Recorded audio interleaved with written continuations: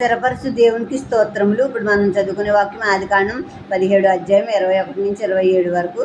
అయితే వచ్చు సంవత్సరము ఈ కాలమందు సారా నీకు కనబోవు ఇస్సాకుతో నా నిబంధనను స్థిరపరచదనని చెప్పాను. దేవుడు అబ్రహాంతో మాట్లాడుతూ సాగించిన తరువాత అతని యొద్ద నుండి పరమునకు వెళ్ళెను.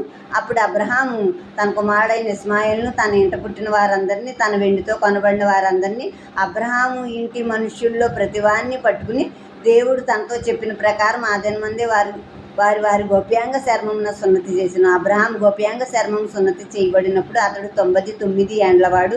అతని కుమారుడైన ఇస్మాయేలు గోప్యాంగ చర్మం సున్నతి చేయబడినప్పుడు అతడు 13 ఏండ్లవాడు. ఒక్క దినమందే అబ్రహామును అతని కుమారుడైన ఇస్మాయేలును సున్నతి పొందిరి.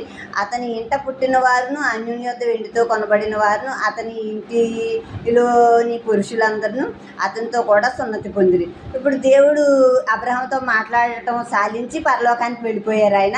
అప్పుడు దేవుడు ఏం చెప్పారు? సున్నతి చేయించి నీ ఇంట్లో ఉన్న దాసులకేంటి, నీకేంటి, నీ కుమారుడికేంటి సున్నతి చేయాలన్నప్పుడు తన ఇంట్లో ఉన్న దాసులకి, వెండితో కొనబడిన అన్యులైన దాసులకి, తన ఇంట ఉన్న మగవాళ్ళందరికీ తన కుమారుడైన ఇస్మాయిల్ కూడా వారు సున్నతి పొందుకున్నారు ఒక్క దినమందే. ఇది ఇస్మాయిల్ సున్నతి పొందుకునేటప్పటికి 13 ఏళ్ళు, అబ్రహాం సున్నతి పొందుకునేటప్పటికి 99 ఏళ్ళు. అందరూ మగవాళ్ళందరూ దేవుడు ఆజ్ఞాపించినట్లే సున్నతి పొందుకున్నారు.